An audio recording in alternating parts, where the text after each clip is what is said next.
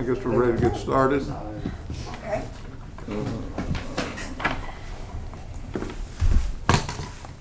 I guess we better call the roll first, see who's here. All right, Meredith, Bevel. Here. Bryant, Coleman. Here. Ferris. Here. Freeman. Here. Gillis. Here. Kidd. Here. Provost. Taylor. Wyatt. Here. Perrin. Light. Here. Gibson. Here. Day. Clark. Smith. Here. Neff. Cooper. So, roll call, I guess we go to the approval of our minutes. Last time, if you all have had a chance to review those, if you need to take a second.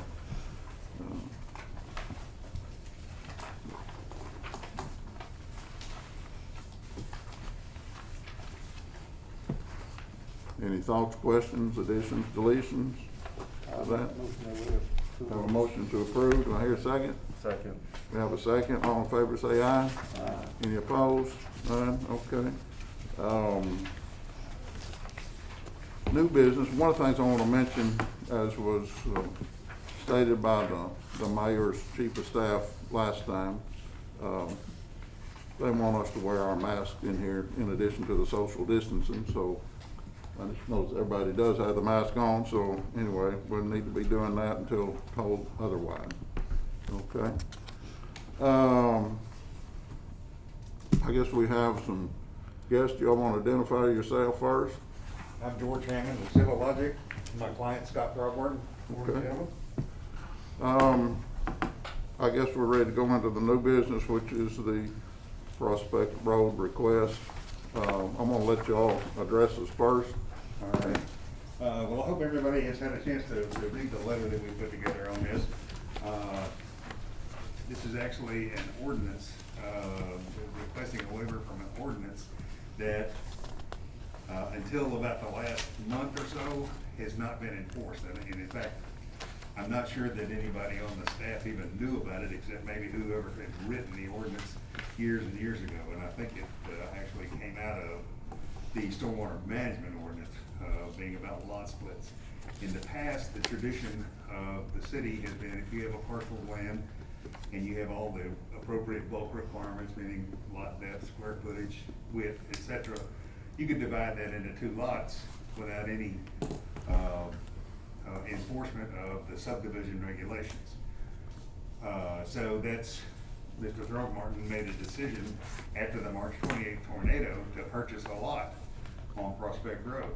And after several attempts to figure out a way to split this, then this existing ordinance came to light. And they began saying, well, no, now if you want to do this, you're going to have to enclose all, what is the frontage on here? 194 feet. Yeah, 190 feet of frontage. You're gonna have to enclose that with a pipe, you know, to bring it up to standards. Well, in this particular case, finances are traditionally not considered a valid motivation, except for the fact that the decisions were made prior to the commencement of enforcement of this particular deal. And if you consider Prospect Road, there's about 41 different parcels of land that front on the north side of Prospect Road, and of those, only about 10 or even meet the bulk requirements for a lot split. So even if Mr. Throgmorton enclosed his 190 feet of frontage, there's still gonna be nearly 4,000 feet of open ditch on the north side of Prospect Road, which just seems to be pretty inconsistent with the spirit of what's going on out here. Mr. Throgmorton doesn't intend to put in a new driveway. He was going to use the one driveway to serve two homes, and so that's pretty well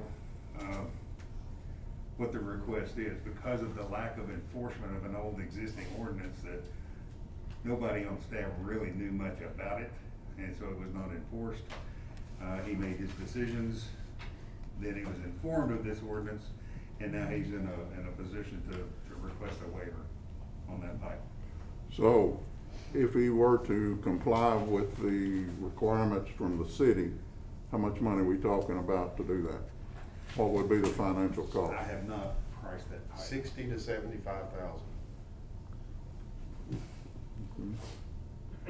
So it's not just a 18 or 24 inch pipe? It's a It's 54-inch pipe.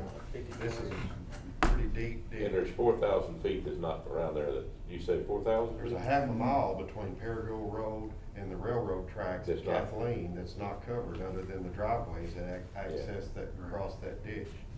Right.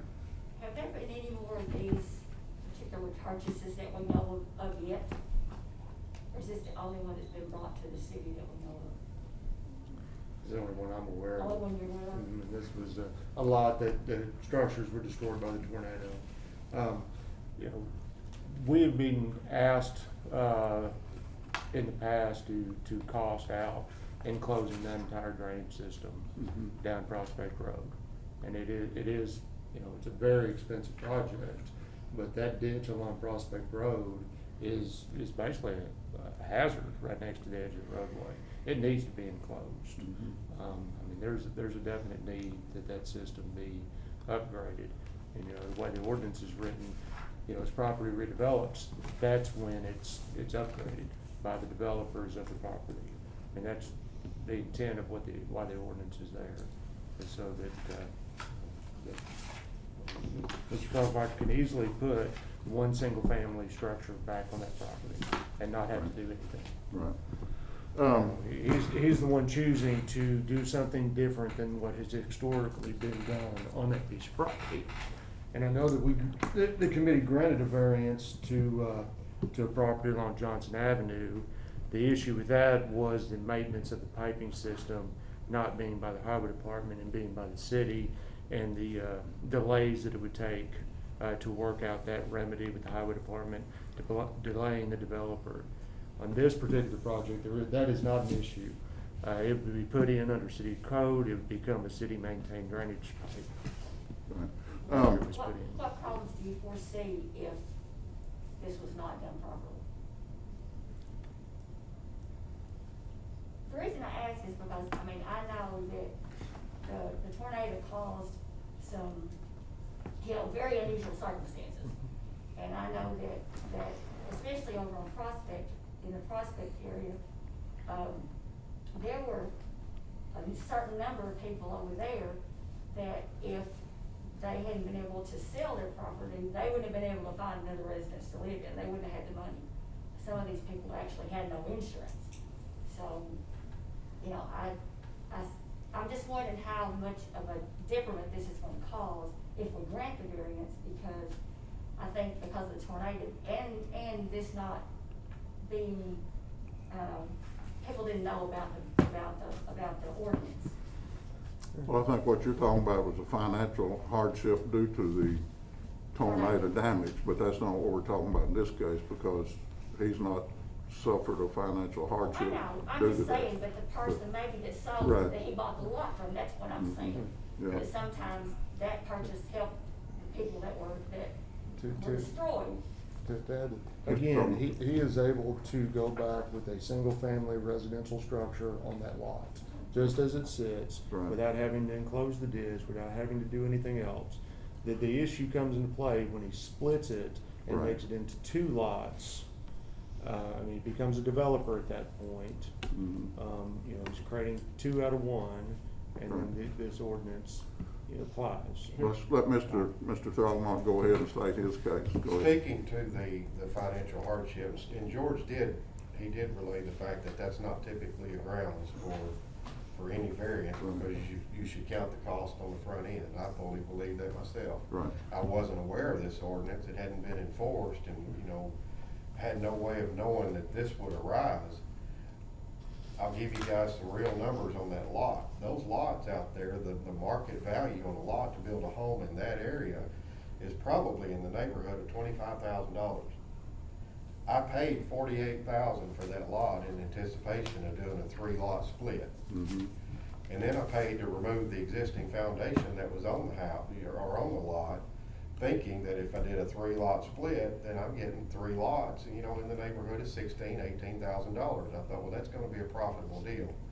Right. I was informed immediately by George that a 3-lot split would constitute a subdivision, so we backed off of that deal and said, well, you know, that wouldn't be cost effective, because then I have to fill the ditch in, you know, and do all this additional work. So let's just do the single lot split. That's what's been traditionally allowed to do under the radar, so to speak, of the stormwater. So now I'm into this situation with a single lot split. I'll be $26,000 a piece in 2 lots that are worth $26,000. So I understand Craig's argument about this deal, but it's not, I can go back and just build that single home, that's absolutely true. But I'm gonna be upside down $25,000 before I even start, because I wasn't aware of this ordinance when I bought the property. Okay.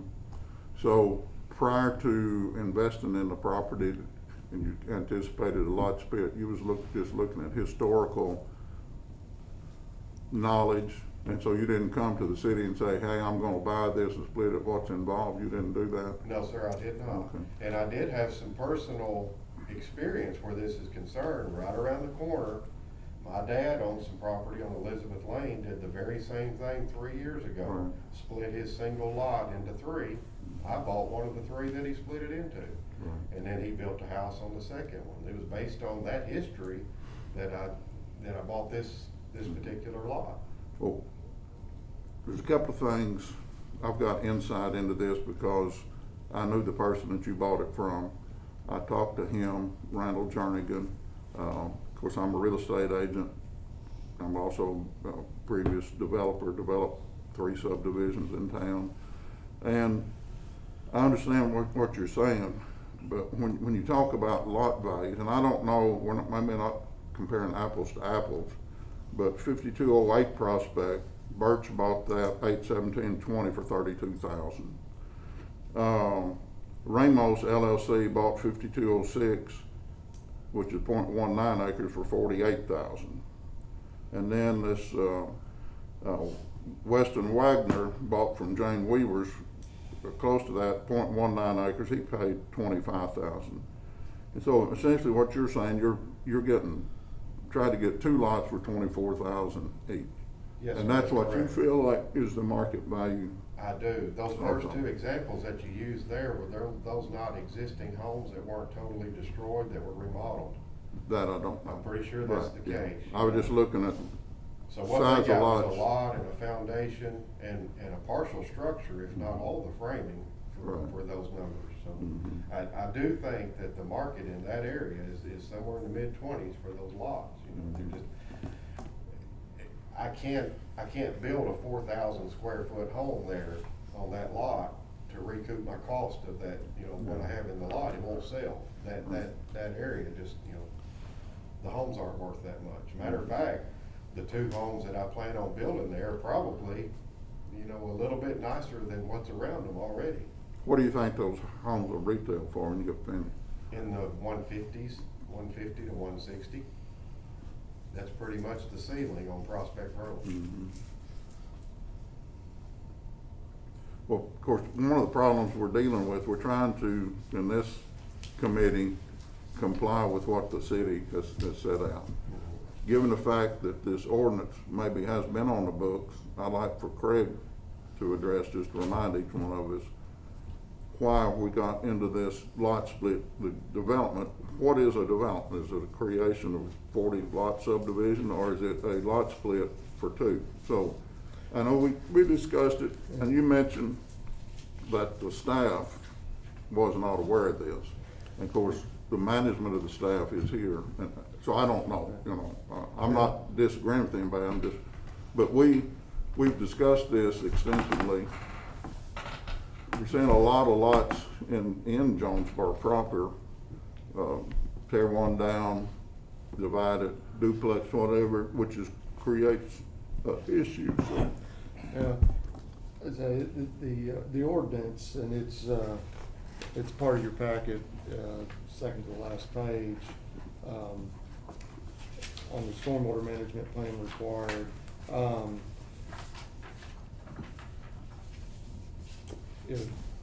Before commencing any construction or improvements on a lot, you have to get a stormwater management plan. and it gives some exceptions of when you don't have to do that. And if you were doing one single-family residential on a lot, you don't have to submit a stormwater management plan. But if you're doing more than one, then you do. And so, so Mr. Clark Martin went out there and decided to build one house, he wouldn't have to submit a stormwater management plan, but now that he's doing two, then he has to submit a stormwater management plan, and then the requirements of that is that there's no front or side open ditches. This section of the code, it has been applied, say inconsistently over the years. There are some, if a lot came in and it was already platted, commercial lot, and it wasn't being replatted, then we weren't requiring them to enclose ditches. We probably should have been, but it was being done sometimes and it wasn't being done other times. I know there were some duplexes that were built on School Street, I believe, over by Nettleton School, where they enclosed them. So anyway, it had been an inconsistent application of this ordinance. And when it came to residential lot splits, it wasn't applied, or single-family residential lot splits, it wasn't applied at all. And so, upon reading it, we had a development come to us, a preliminary discussion about a development along Fleeman Road that was gonna be 4 lots, I think, at one point. They kept trying to narrow it down to where they didn't have to do the subdivision requirements, and it became apparent that this code applied to it anyway, and that they would have to enclose that ditch. That's when we brought it to the Stormwater Board and said, hey, are we interpreting this correctly? And the answer was, yes, from you guys said, yes, that is how it reads, that's how we want it interpreted. And you guys are the variance board for that. I mean, you guys get to make that interpretation. You're the judges. So we, at that point, that's when we started applying it based on that meeting 3 meetings ago. So this development came in after that point. Right.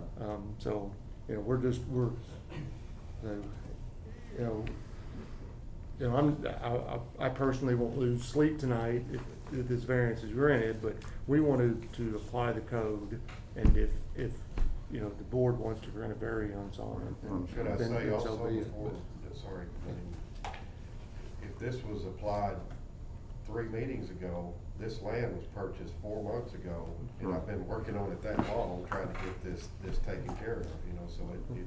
Yeah, and How many, culverts do you have down there now? I mean, how much is covered up now? Right now it's just each one of the driveways. That's it. There may be some lots that have their entire frontage piped in, but I can't think of any off the top of my head. It is a large ditch. I mean, it's 54 inch or a box culvert or something like that. It's a large ditch. Right on the shoulder of the road, lots of erosion problems with the driveways. I mean, it's one that David McLean has been asking about for several years, for the city to develop a project to enclose it like what we did on Race Street. So it is one that, ultimately needs to be enclosed and improved. So we as the city though, are we thinking about box covering it the whole way sometime? There are no funds allocated to do it. Okay. We don't have a dedicated stormwater fund to go do it, so, I mean, it would be a piecemeal job. Ray Street was done in 4 projects? 3 projects. 3 separate projects. We were able to allocate $500,000 here, $500,000 there until we got it done. And this project, to do the entire length, you're probably looking at, it's been a while since I looked at the number, but Ray Street was $1.5 million, and this is probably double that. Really? Just to invoke Murphy's Law, is there's a possibility that Scott fills that ditch in, and 5 years later, we can close the whole ditch, and after we redesign it, his infrastructure's gotta come out and keep going on through? I mean, I know sometimes things are funny like that, but I mean. There is, but he would submit plans, we would approve the elevations, and that sort of, investment, we would, tie to it, you know. So Craig, have you done any analysis on the cost estimate for him? They say 60,000, is that kind of? I've not done any sort of cost estimating for it, because, the city code is pretty clear on variances, that financial Right. hardship is not a consideration Yeah. on a variance. So really, any new, if you're just gonna put one, house on one lot, and they have a driveway across it, and there's a ditch here and ditch here, that's still okay? Mhm. Yeah, yeah. Like I say, he can go back exactly how it sits, or how it was before, put a house back on it, and that is it. You know. The trigger was the development, which is the creation of a new lot. Yeah. And I know a lot of other people are dealing with this as well. Do we ever put out to any of the engineers that practice locally that, hey, we've changed our interpretation of this? I mean, did they have any notice of it, or were they surprised when they saw stuff? I'm just saying, I can see myself getting in a jam like this, you know. I know now I won't touch anything unless I won't either. you know. We did get some flack back from the local engineer one about it, the variance from the last time.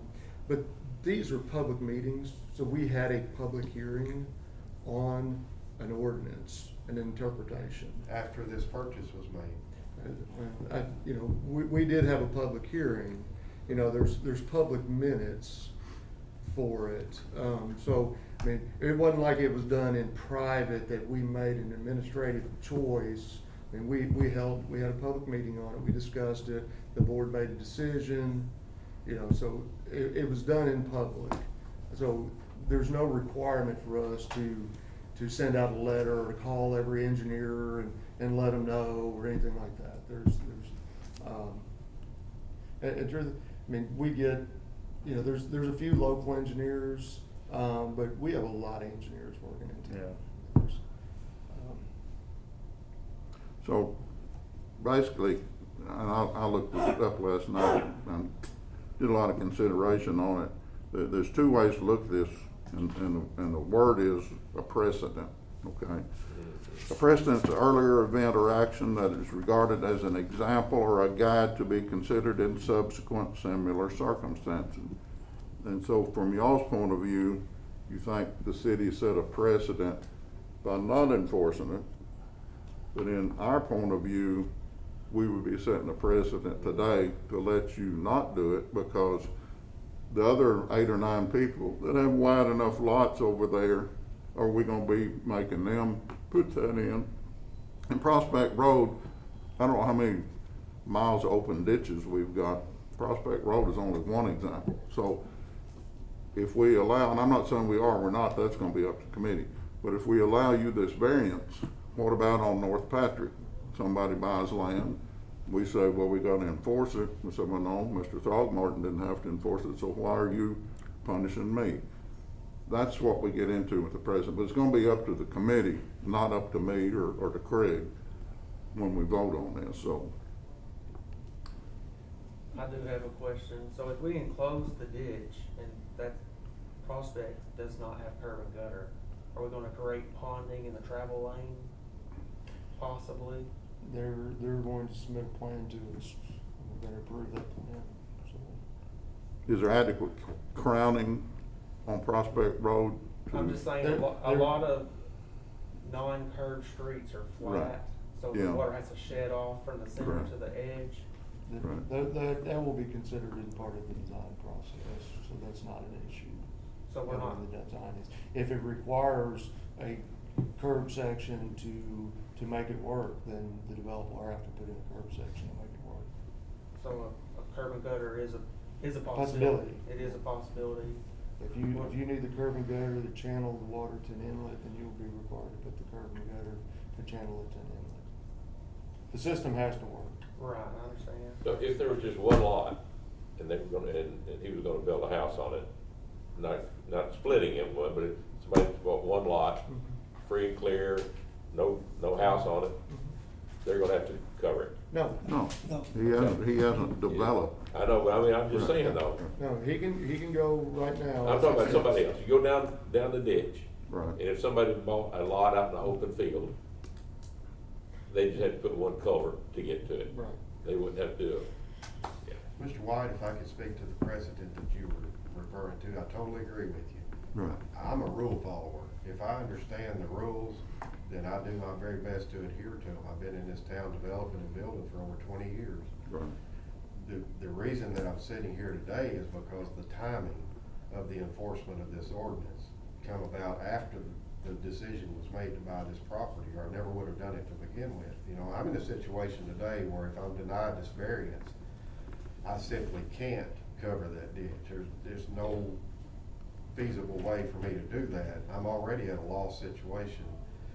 I'll be forced to build one house back on that Right. lot and just take the loss on the lot is what it's gonna amount to. I'll have $52,000 tied up in a $25,000 lot, you know, and I'm upside down. That decision would not have been made had this enforcement come about before.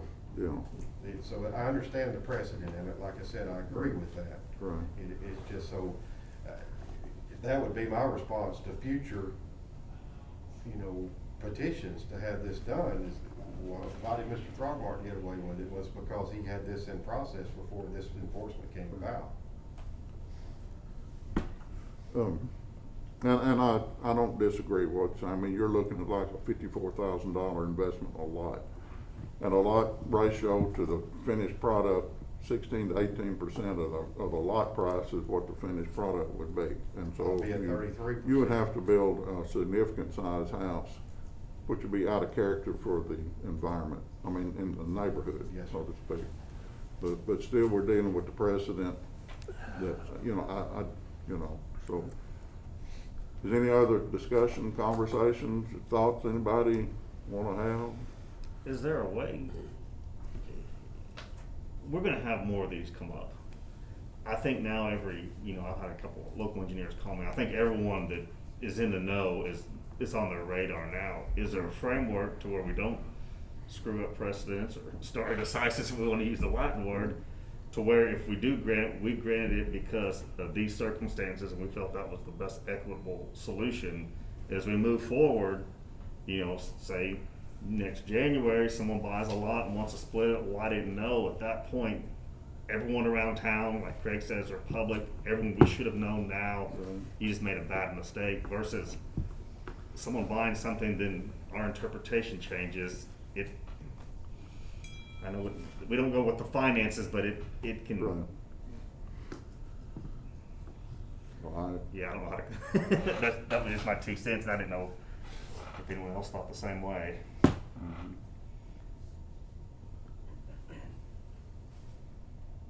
Anybody else got anything to add, question, comment before we? So, I would guess, maybe on this, if we up or down vote this, do we have a quorum that is gonna be technically